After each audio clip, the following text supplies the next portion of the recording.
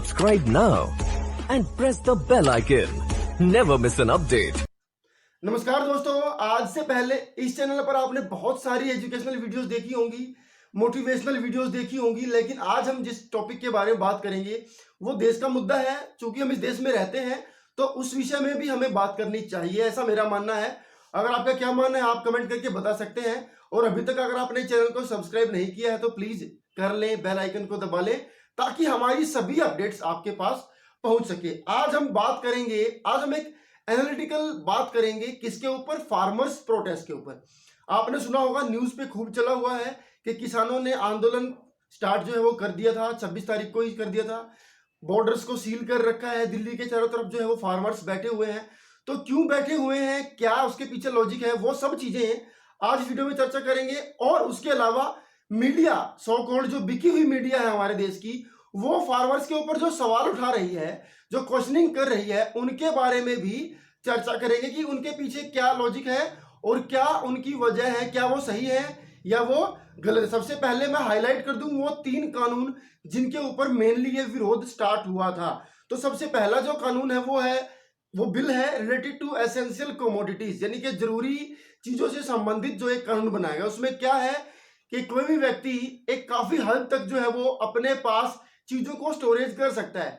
सरकार का ये मानना है कि फार्मर्स को ये बेनिफिशियल है क्योंकि वो अपनी चीजों को स्टोर कर लेगा, अपनी फसल को स्टोर कर लेगा और फिर बाद में जैसे ही उसको अच्छे भाव मिलेंगे तब उनको वो सेल कर सकता है, बेच सकता है। इसके पीछे क्या है, ये सही है गलत है, अब इस बारे में मैं बात नहीं करूंगा क्योंकि ये सरकार का विषय है, किसानों का विषय है। वो बातें करेंगे, चर्चाएं चल रही है, उसमें कुछ ना कुछ शॉर्ट आउट निकल करके आएगा। उसके बाद है bill related to contract farming. Contract farming के बिल में क्या कहा गया है कि फार्मर्स जो है वो बड़े बड़े बिजनेस टाइकून्स के साथ जो है वो कॉन्ट्रैक्ट कर लेंगे, एक भाव डिसाइड कर लेंगे, रेट डिसाइड कर लेंगे। बाद में जैसे उनकी फसल आएगी उस रेट के अकॉर्डिंग वो जो बिजनेसमैन है वो उनका सामान खरीदेंगे। इसमें भी बहुत सारी कंट्रोवर्सीज हैं, क्या ये सही है गलत है, ये सरकार की जिम्मेदारी है कि फार्मर्स को समझाना। अगर गलत है तो बिल को वापस लेना भी ये गवर्नमेंट की जिम्मेदारी बनती है। उसके बाद है bill related to agri market, फसलों की मार्केट, फिलहाल जो की मंडी होती है उससे रिलेटेड ये बिल है। इसमें क्या है, जो बाहर के प्राइवेट व्यापारी है, प्राइवेट बिजनेसमैन है, उनकी भी एंट्री करा दी गई है। मींस के फार्मर्स को ये कहा गया है कि चाहे तो आप गवर्नमेंट मंडी में चीजों को बेचें, चाहे तो आप बाहर किसी व्यापारी को बेचें। तो ये बात इसमें कही गई है। फार्मर्स का मानना है इससे एमएसपी के ऊपर असर पड़ेगा, शायद उनको उतना भाव नहीं मिल पाएगा। ये भी रिस्पॉन्सिबिलिटी गवर्नमेंट की है कि उन्होंने बिल पास किया है तो वो फार्मर्स के पास जाए, उनके बीच जाए, उनको समझाने का प्रयास करें। अगर सरकार को लगता है कि ये बिल फार्मर्स के लिए जो है वो बेनिफिशियल है। अब बात करते हैं उन सवालों की जो किसानों के ऊपर उठ रहे हैं, खासकर के मीडिया उठा रही है। दोस्तों 2012-11 से पहले जब भी देश के अंदर कुछ प्रोटेस्ट होते थे तो जो न्यूज चैनल्स होते थे वो गवर्नमेंट से सवाल करते थे, लेकिन अब थोड़ा सा उल्टा है।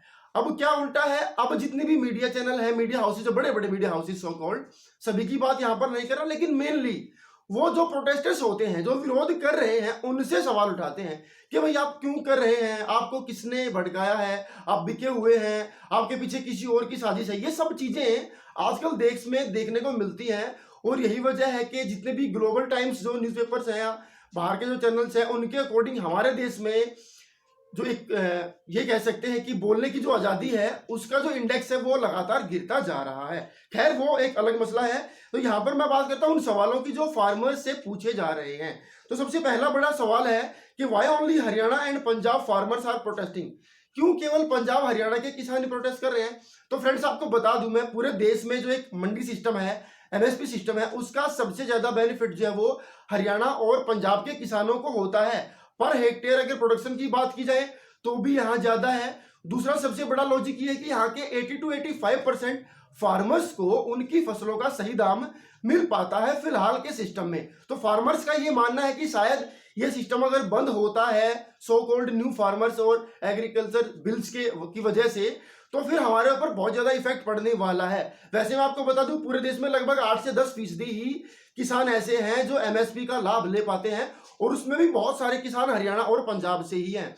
तो इसमें कुछ यूपी के भी किसान जुड़े हुए हैं, राजस्थान के भी फार्मर्स कुछ जुड़े हुए हैं, कुछ मध्य प्रदेश के भी जुड़े हुए हैं। तो ऐसा नहीं है केवल हरियाणा पंजाब का इश्यू है। तो जिन जिन फार्मर्स को ज्यादा बेनिफिट मिलता था पहले के बिल से, या पहले के एक्ट जो भी चले हुए थे, तो वो मेनली इसमें जुड़े हुए हैं। तो इसके पीछे कोई पॉलिटिक्स नहीं है। उनको पता है कि हमें बेनिफिट मिल रहा है, तो जाहिर सी बात है जिनका बेनिफिट, जिनको लगता है कि ये जा सकता है, वही इसके अंदर जुड़ेंगे। दूसरा सबसे बड़ा जो सबसे अहम सवाल है, who is behind the protest. BJP और मीडिया जो है मिलकर के सवाल भी उठा रहे हैं कि इसके पीछे कौन है।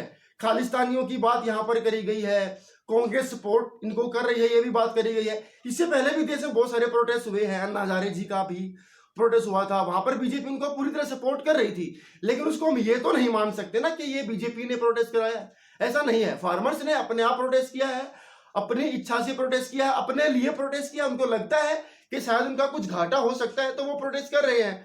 हाँ, रही बात सपोर्ट की, तो दूसरी पार्टीज उनको सपोर्ट कर सकती हैं, लेकिन इसका मतलब ये नहीं है कि वो पार्टीज ही उस प्रोटेस्ट के पीछे है। यानी कि ऐसा नहीं मान सकते कि Congress and other parties are behind the protest. No, ये गलत एलिगेशन है फार्मर्स के ऊपर, जो कि बार बार मीडिया उनके ऊपर सवाल उठा रही है। उसके बाद है, if government says that the acts are beneficial, then what is wrong with farmers. अगर सबसे बड़ा सवाल है दोस्तों, अगर सरकार ये मान रही है कि ये जो बिल है ये फार्मर्स के लिए बेनिफिशियल है, तो फिर गलत कहां है? मतलब क्या चीजें ऐसी हैं जो उनको मजबूर कर रही है प्रोटेस्ट करने के लिए? फिर सरकार ने कहां गलती कर दी, कहां चूक कर दी, जिसकी वजह से ये प्रोटेस्ट हुआ?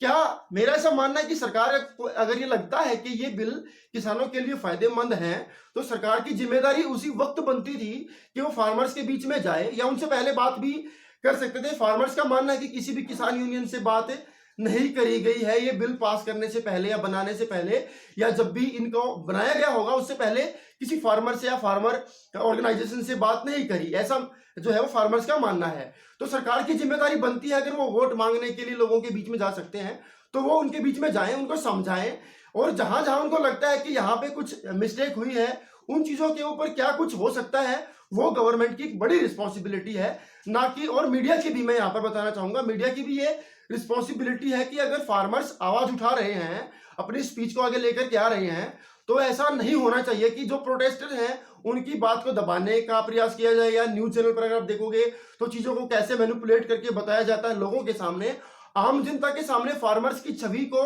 खराब करने का प्रयास भी कई सारे चैनल जो है वो आजकल कर रहे हैं। तो फ्रेंड्स, उनकी बातों को नहीं सोचना है।